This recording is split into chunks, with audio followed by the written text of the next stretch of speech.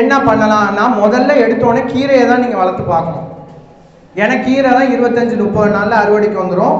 ஆனால் இப்போ நான் சொல்ல போகிற கீரை வந்து இது வரைக்கும் நீங்கள் வாழ்நாளில் சாப்பிட்டே இருக்க மாட்டீங்க. அந்த கீரையை பற்றி தான் நான் சொல்ல போகிறேன்.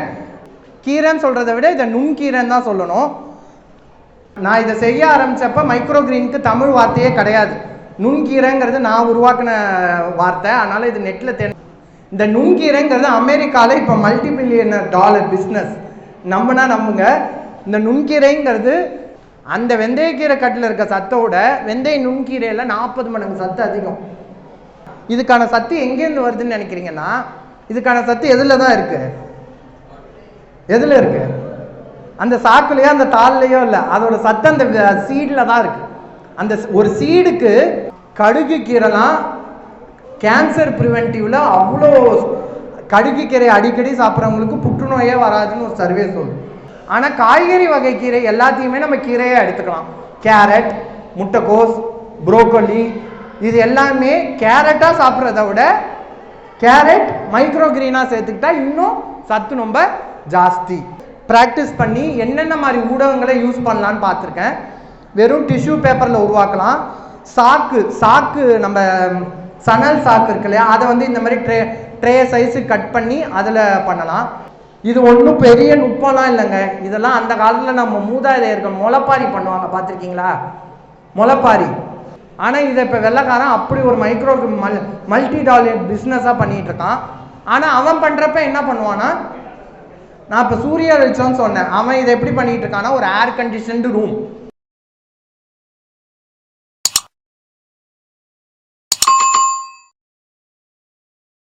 இப்போ புதுசாக மாடி தோட்டம் தொடங்குறீங்க, என்ன பண்ணலாம்னா முதல்ல எடுத்தோடனே கீரையை தான் நீங்கள் வளர்த்து பார்க்கணும்.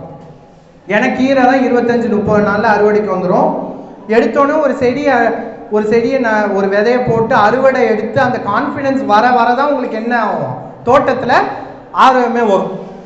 எடுத்தோடனே ரொம்ப கஷ்டமான முட்டைக்கோஸோ கேரட்டோ இல்லை பீன்ஸோ இந்த மாதிரி பயிர்களை எடுத்து நீங்கள் தோல்வியை கண்டுட்டிங்கன்னா, ஐயோ தோட்டமே சரி வரல, இதெல்லாம் வேலை இல்லாத பண்ணுற வேலைன்னு விட்டுறக்கூடாது. அதனால் எடுத்தோடனே சிம்பிளான கீரைகளை செய்யலாம். கீரைங்கிறது ஒன்றுமே இல்லை, சாதாரண நம்ம இப்போ உருவான மண்ணில் ஒரு தண்டிக்கீரை விதை நீங்கள் 50 ரூபாய்க்கு வாங்கினீங்கன்னா நீங்கள் ஒரு 20 நாள் கீரை கடையில் செய்யலாம். அந்த அளவுக்கு கீரை கிடைக்கும். ஸோ அதை எடுத்துட்டு விட்டு முதல்ல கீரையிலேருந்து ஆரம்பிக்கலாம். ஆனால் இப்போ நான் சொல்ல போகிற கீரை வந்து இது வரைக்கும் நீங்கள் வாழ்நாளில் சாப்பிட்டே இருக்க மாட்டீங்க. அந்த கீரையை பற்றி தான் நான் சொல்ல போகிறேன். மைக்ரோகிரீன்ஸுங்கிறது. இப்போ மாடியெல்லாம் எனக்கு இல்லை. இப்போ நான் இயற்கை விவசாயம் பண்ணவங்களுக்கு நிலம் இருக்குது. மாடியில் இருக்கவங்க இவ்வளோ கஷ்டப்பட்டால் மாடி தோட்டத்தில் விவசாயம் சாத்தியம்தான்.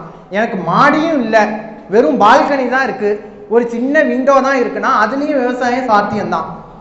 மனம் இருந்தால் மார்க்கம் உண்டு. சிவா அண்ணா என் வீட்டுக்கு வந்தப்போ இந்த கீரைகளை பார்த்துட்டு தான் என்னை பேச கூப்பிட்டதே. ஸோ இப்போ இதில் பார்த்தீங்கன்னா இதுக்கு பேர் தான் மைக்ரோகிரீன்ஸு. இந்த மைக்ரோகிரீன்ஸ் வளர்க்குறதுக்கு எந்த ஒரு ஊடகமே தேவையில்லை. இப்போ இதில் நீங்கள் அப்புறமா நான் ஃபோட்டோஸ்லாம் வச்சுருக்கேன் பாருங்கள். இது எதுவுமே மண்ணே கிடையாது. இதில் இருக்கிறது சாக்கு, இதில் இருக்கிறது தாள். சாக்குலேயும் தாள்லையும் தான் வளர்த்துருக்கேன். இது பச்சை பயிறு கீரை, இது கொள்ளு கீரை. கீரைன்னு சொல்கிறத விட இதை நுண்கீரைன்னு தான் சொல்லணும். பற்றி நுண்கீரைன்னா என்னன்னா, எப்போதுமே நம்ம கீரைனா 30 நாள் கழித்து எடுத்துக்கிறதுக்கு பேர் தான் கீரை. ஆனால் நுண்கீரைனா என்னன்னா, நம்ம விதை போட்டு அந்த வர ட்ரூ லீஃப்னு சொல்லுவோம்ல, விதையை முளைச்சிக்கிட்டு ஒரு 2 லீஃப் வரும் இல்லையா, அந்த ஸ்டேஜ்லேயே அந்த பிளான்ட்டை யூஸ் பண்ணுறதுக்கு பேர் தான் மைக்ரோகிரீன்ஸ், நுண்கீரை. இல்லை நான் இதை செய்ய ஆரம்பித்தப்போ மைக்ரோகிரீனுக்கு தமிழ் வார்த்தையே கிடையாது. நுண்கீரைங்கிறது நான் உருவாக்கின வார்த்தை. அதனால் இது நெட்டில் தேடினா இருக்காது. நுண்கீரை, மைக்ரோனா நுண், கீரைனா மைக்ரோகிரீன், அதனால் நான் நுண்கீரைன்னு வச்சுக்கிட்டேன். ஸோ இந்த மாதிரி நுண்கீரைங்கிறது என்னன்னா, நீங்கள் எதெல்லாம் நுண்கீரையாக செய்யலாம்னா, நம்ம வீட்டில் இருக்கிற அஞ்சரைப்பெட்டியிலேருந்து ஆரம்பிங்க. வீட்டில் அஞ்சரைப்பெட்டியில் என்ன இருக்கும்? கடுகு, அப்புறம் வேறு என்ன இருக்கும்? சீரகம், வெந்தயம், சோம்பு. இது அஞ்சரைப்பெட்டியில் இருக்க வாசனை திரவியங்கள். இதுலேருந்து ஆரம்பிக்கலாம். அடுத்தது பார்த்தீங்கன்னா பச்சை பயிறு, தட்டைப்பயிறு, கொள்ளு, அந்த மாதிரி. அடுத்தது கொண்டக்கடலை, கொண்டக்கடலையிலே வெள்ளை கொண்டக்கடலை, ப்ரௌன் கொண்டக்கடலை. அடுத்தது பார்த்தீங்கன்னா சியா சீடு, சியான்னு ஆளி விதைன்னு சொல்லுவாங்க தெரியுமா, ஆளி விதை, வெள்ளரி விதை, இந்த மாதிரி எல்லா விதைகளையுமே நுண்கீரை செய்யலாம். இந்த நுண்கீரைங்கிறது அமெரிக்காவில் இப்போ $multi-billion பிஸ்னஸ். நம்புங்க. இந்த நுண்கீரைங்கிறது இது ஏன் ஒரு $multi-million பிஸ்னஸ்னா, ஒரு பயிர் வளர்த்து அதுலேருந்து ரெவென்யூ பணத்தை பார்க்கறதுக்கு குறைஞ்சது எவ்வளோ நாள் வெயிட் பண்ணும். ஆனால் இதை போட்டு 10 நாள்ல என்ன பண்ணிடலாம், அறுவடை பண்ணிடலாம். அதுதான் இதோட பெனிஃபிட். இதை எப்படி செய்யறதுன்னு பார்த்தீங்கன்னா, இந்த மாதிரி ஒரு கண்டெய்னர் எடுத்துங்க. இது வந்து நான் சும்மா ஒரு மஷ்ரூம் ட்ரேயில் எடுத்திருக்கேன். இந்த மஷ்ரூம் ட்ரேயில் வளர்ப்பு ஊடகமாக நீங்கள் இல்லை வேணாம், நான் மண்ணை ஃபில் பண்ணி கூட போடலாம். மண்ணில் நிரப்பி அந்த மண்ணிலே அந்த விதையை போட்டு 3 நாளும் அந்த மண்ணிலையும் வளரும். நான் ஆனால் மண் இல்லாமல் வேறு மாற்று ஊடகத்தில் வளர்க்கணுங்கிறனால நான் என்ன பண்ணியிருக்கேன், சாக்கை யூஸ் பண்ணியிருக்கேன். என்ன பண்ணணும்னா, நீங்கள் அந்த விதைகளை நீங்கள் எந்த கீரையை விதைக்கிறீங்களோ அந்த கீரையை இப்போ இன்னைக்கு காலையில் விதைக்கிறீங்கன்னா முந்தின நாள் நைட்டே என்ன பண்ணிடணும், நீரில் ஊற வச்சிடணும். எப்போதுமே நீரில் ஊறினா அந்த விதையோட முளைப்பு திறன் அதிகமாக இருக்கும். இப்போ கொள்ளு எடுத்துங்க. இப்போ இதில் இந்த மஷ்ரூம் ட்ரேயில் நான் எவ்வளோ கொள்ளு போடணும் எல்லாம் நான் அளந்து ஓவர ப்ராக்டிஸில் தெரிஞ்சு வச்சுருக்கேன். ஒரு 20 கிராம் கொள்ளு, 20 கிராம் கொள்ளு எடுத்துப்பேன். 20 கிராம் கொள்ளோட விலை வந்து ₹6 ₹8 தான் வரும். நான் எனக்கான இந்த சந்தையே உருவாக்கி வச்சுருக்கேன். சந்தை பற்றி மதிப்பு கூட்டல் பற்றி அப்புறம் சொல்கிறேன். இப்போ இந்த கொள்ளை வந்து ஊற வச்ச கொள்ளை நீங்கள் மண் வேணும்னா மண்ணில் ஃபில் பண்ணி மண்ணிலே போட்டு மண்ணை மூடிடலாம். இல்லை மாற்று முறையில் பண்ணணும்னா டிஷ்யூ பேப்பர் இருக்குல்ல, டிஷ்யூ பேப்பர், தாள் டிஷ்யூ பேப்பரில் அந்த ஊற வச்ச சீடை ஃபுல்லாக போட்டுருங்க. மேலெல்லாம் மண்ணெல்லாம் எதுவும் போட தேவையில்ல. இந்த இந்த இந்த பாத்திரத்துக்கு மேலே இதே மாதிரி இன்னொரு பாத்திரத்தை வச்சு என்ன பண்ணிடணும், டைட்டாக அமுக்கி வச்சிடணும். ஒரு நாளைக்கு 2 தடவை, காலையில் ஒரு தடவை, நைட்டு ஒரு தடவை. அதில் தண்ணி மட்டும் ஸ்ப்ரே பண்ணுங்க. தண்ணி மட்டும் ஸ்ப்ரே பண்ணால் போதும். முதல் நாள் 2ஆம் நாளில் முளைப்பு வந்து அந்த செடி வந்து அந்த நீங்கள் வச்ச ட்ரேயை என்ன பண்ண ஆரம்பிச்சிடும், தூக்கிட்டு மேலே வர ஆரம்பிச்சிடும். ஒரு 4-5 நாள் வச்சு அந்த எல்லாமே முளைச்சி வந்த பிறகு அதுக்கப்புறம் அதை எடுத்து வெயில் படுற மாதிரி வச்சா போதுமானது. அதுக்கு முன்னாடி அதை வெயிலே வைக்கணும்னு அவசியம் இல்லை. இப்போ இதெல்லாம் நான் என் வீட்டு லாஃப்டில் வச்சுருந்தேன். முதல் 4-5 நாள் எதில் தான் இருக்கும், லாஃப்டில் தான் இருக்கும். எப்போ முளைப்பு வந்துடுச்சு அப்படின்னு தெரிஞ்சதோ அப்போ தான் அதை எதுக்கு மூவ் பண்ணோம். சாதாரண நேரடி வெயிலில் வைக்க தேவையில்லை. ஏன்னா எந்த ஊடகமும் இல்லாதனால டைரக்ட் வெயிலில் வச்சா பொசுங்கி போகிறதுக்கு வாய்ப்பு இருக்குது. அதனால சாதாரண இப்போ இந்த மாதிரி சூரிய ஒளியே தேவையில்லை, வெளிச்சம் மட்டும் இருந்தால் போதும். அந்த மாதிரி ஒரு இடத்துல வச்சாலே போதும், இந்த மாதிரி கீரைகள் வந்துடும். இதில் வந்து இதில் பார்த்தீங்கன்னா இதில் என்ன ஒரு மிகப்பெரிய இதுனா, வெந்தயக்கீரை நம்ம கடையில் வாங்குறோம்னு வச்சுங்க, பெரிய இலையாக உள்ள கீரையை தான் நம்ம பார்த்துருப்போம். வெந்தயக்கீரைன்னு பார்த்துருக்கீங்களா? கீரை அம்மா வந்து வெந்தயக்கீரை கட்டுன்னு கொடுப்பாங்க.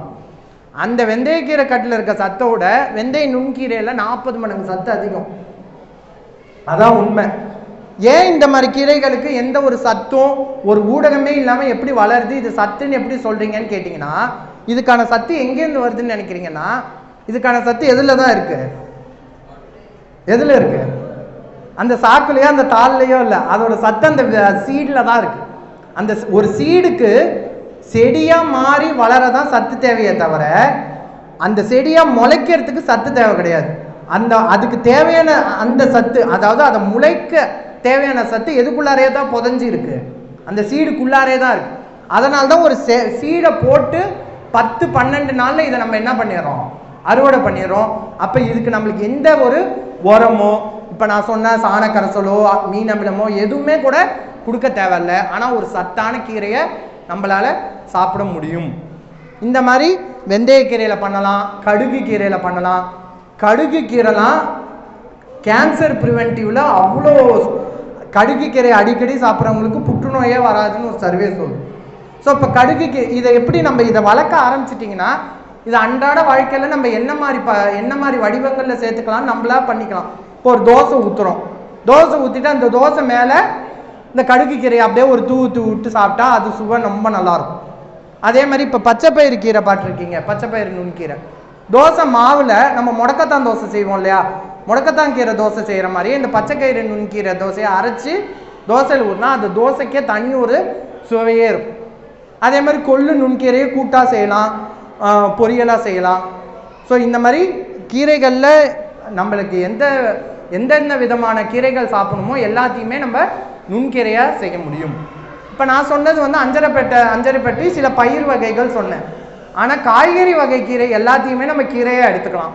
கேரட், முட்டைக்கோஸ், புரோக்கோலி, இது எல்லாமே கேரட்டாக சாப்பிட்றத விட கேரட் மைக்ரோகிரீனாக சேர்த்துக்கிட்டா இன்னும் சத்து ரொம்ப ஜாஸ்தி.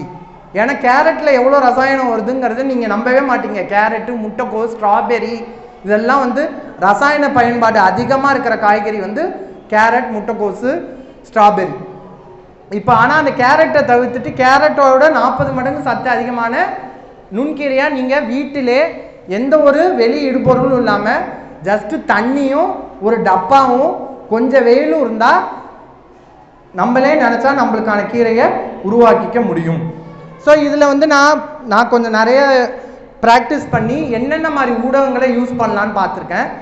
வெறும் டிஷ்யூ பேப்பரில் உருவாக்கலாம். சாக்கு நம்ம சணல் சாக்கு இருக்கு இல்லையா, அதை வந்து இந்த மாதிரி ட்ரே சைஸு கட் பண்ணி அதில் பண்ணலாம். எனக்கு அதுவும் இல்லை அப்படின்னா ஓட்ட மாதிரி உள்ள ஒரு பாத்திரத்தை எடுத்துங்க. ஜல்லடை பாத்திரம்லாம் இருக்கும்ல, உள்ள மாதிரி உள்ள ஜல்லடை பாத்திரத்தில் நம்ம ஊற வச்ச விதையை போட்டுருங்க.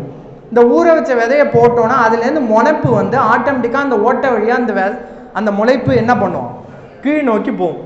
கீழ் நோக்கி போனோடனே கீழே ஒரு பாத்திரத்தில் கொஞ்சோண்டு தண்ணி வச்சு அந்த வேறு டச் மட்டும் ஆகிற மாதிரி கீழே மட்டும் தண்ணி வச்சுருங்க.